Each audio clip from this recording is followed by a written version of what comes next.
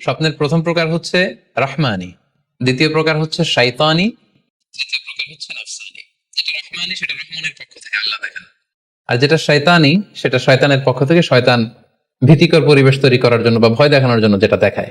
আরেকটা হচ্ছে নাফসানি, যেটাকে বলা হয় আদগাস ও আহলাম, যেটার কোনো মিনিং হয় না, অর্থাৎ নিজের পক্ষ থেকে নিজের চিন্তা ভাবনার প্রতিচ্ছবি। তাহলে শুরুতে আমরা জানবার চেষ্টা করব যে রহমানি, যেটাকে আরবিতে বলা হচ্ছে রুইয়া বা রুইয়া সাদেকা বা সালেহা, সেটা কি, এবং সেটা যদি আমরা দেখি সেক্ষেত্রে আমাদের করণীয় কি। এক্ষেত্রে আমরা সহিহ বুখারীর একটি হাদিসকে উল্লেখ করতে পারি, যেখানে আল্লাহ রাসূল সাল্লাল্লাহু আলাইহি ওয়াসাল্লাম ইরশাদ করেছেন, ইযা রাআ আহাদুকুম রুইয়া ইউহিব্বুহা, তোমাদের কেউ যদি কোনো স্বপ্ন দেখে যে স্বপ্নটা সে পছন্দ করে, মানে স্বপ্নটা দেখে he feels good or she feels good, তার ভালো লাগছে, তাহলে বুঝতে হবে ফা ইন্নামা হিয়া মিনাল্লাহ, এই স্বপ্নটা আল্লাহর পক্ষ থেকে, এটা সাধারণ স্বপ্ন নয়, এটা খুবই অর্থবহ স্বপ্ন। তখন সে কি করবে? ফালিয়াহমাদিল্লাহ আলাইহা, সে তখন এই সুন্দর স্বপ্ন দেখার কারণে আল্লাহ শুকরিয়া করবে, ওয়াল ইউহাদ্দিস বিহা, এবং চাইলে সে এই স্বপ্নের কথা মানুষের কাছে বর্ণনা করতে পারে বা শেয়ার করতে পারে।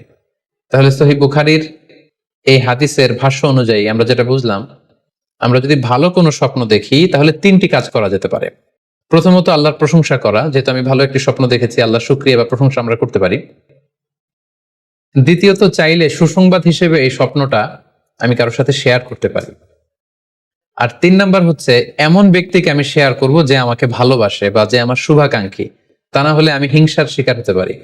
কারণ আন-নি'মাতু মাহসুদা, যে কোনো ধরনের নেয়ামতি, আপনি যদি আল্লাহর কোনো বিশেষ মার্সি, ব্লেসিংস বা নেয়ামত পেয়ে ধন্য হন, এটা সবার ভালো নাও লাগতে পারে, এটা সবার অন্তরে সহ্য নাও হতে পারে, ফলে আপনি হিংসার শিকার হতে পারেন। সো ভালো স্বপ্ন দেখলে আপনি চাইলে কারোর কাছে শেয়ার করতে পারেন, সেক্ষেত্রে সে যদি আপনার শুভাকাঙ্ক্ষী হয় বা আপনাকে পছন্দ করে, আপনাকে ভালোবাসে, এরকম কাছের কারোর সাথে আপনি শেয়ার করতে পারেন।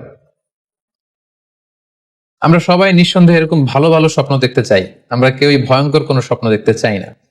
আমরা নিঃসন্দেহে এমন স্বপ্ন দেখতে চাই রাতের বেলায় যে স্বপ্নে আল্লাহ তাআলার পক্ষ থেকে আমাদের জন্য দিক নির্দেশনা থাকবে, অথবা কোনো সুসংবাদ থাকবে, কিংবা থাকবে আগাম কোনো সতর্কতা বাণী। এ জাতীয় ভালো স্বপ্ন যদি আমরা দেখতে চাই তাহলে আমাদের কি করা উচিত? সেক্ষেত্রে সর্বপ্রথম আমাদের যেটা করতে হবে, আমাদেরকে সত্যবাদী হতে হবে। সাধারণত সত্যবাদীদের স্বপ্ন সত্য হয়ে থাকে। যেখানেই সত্য সেখানেই যেন আমার অবস্থান হয়, আমি যেন সবসময় সত্যের পক্ষে থাকি। 2 নম্বর হচ্ছে আকলুল হালাল, আমাকে হালাল খেতে হবে। যারা হালাল খায় তাদের স্বপ্ন সাধারণত সত্য হয় এবং অর্থবহ স্বপ্ন হয়। পাশাপাশি আল্লাহ তাআলার দেয়া যে আদেশ নিষেধ সেগুলো আমাকে মেনে চলতে হবে। 4 নম্বরে রাত্রিবেলা আমি যখন ঘুমাবো আমাকে অজু করে ঘুমাতে হবে। ওয়ায়ানামু আলা তাহারা, পবিত্রতার সাথে যদি কেউ ঘুমায় তাহলে অজু করে ঘুমালে রাতে সে যে স্বপ্ন দেখবে সাধারণত সে স্বপ্নটি সত্য হয়। প্রিয় দিনী ভাই এবং বোনেরা, আজকে আমরা স্বপ্ন নিয়ে কথা বলবো। ইসলামে স্বপ্নের গুরুত্ব এবং তাৎপর্যের ব্যাপারে আমরা প্রায়ই অনেকের কাছ থেকে শুনে থাকি যে তারা ভয়ঙ্কর কিছু স্বপ্ন দেখে থাকেন, এবং অনেকে স্বপ্ন দেখে এই স্বপ্নের ব্যাখ্যা কি হতে পারে বা তাবির কি হতে পারে সেটি জানবার জন্য অনেক সময় আমাদের শরণাপন্ন হন, বা অনেক মানুষ অনেক ধরনের স্বপ্ন দেখে থাকেন। এ ব্যাপারে আমাদের কাছে ওনারা জানতে চান যে এই স্বপ্নের মানে কি, এটার তাৎপর্য কি, এটা অর্থবহ কিনা, বা তাদের কি করা উচিত। তো সেজন্য আজকে আমরা এই স্বপ্ন নিয়ে the significance of dream in Islam এই ব্যাপারে বিস্তর আলোচনা করবার চেষ্টা করবো। আমা তাওফীকি ইল্লা বিল্লাহ।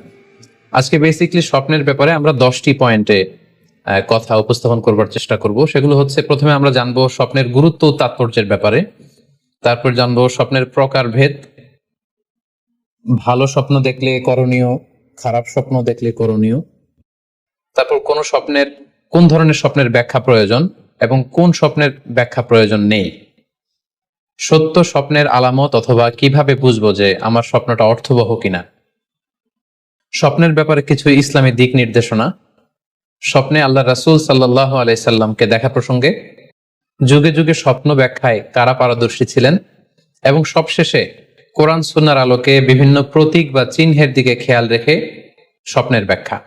এই 10টি পয়েন্টে আজকে আমরা স্বপ্ন নিয়ে আলোচনা করার চেষ্টা করবো ইনশাআল্লাহ। আমরা সাধারণত অনেকে মনে করে থাকি যে স্বপ্ন হচ্ছে নিছক একটি স্বপ্ন বা এটা কল্পনাপ্রসূত বিষয়। মুমিনের জীবনে বা বিশ্বাসীর জীবনে স্বপ্ন শুধু নিছক স্বপ্ন নয়, বরং এটা মুমিন জীবনে অনেক অর্থবহ এবং তাৎপর্যপূর্ণ।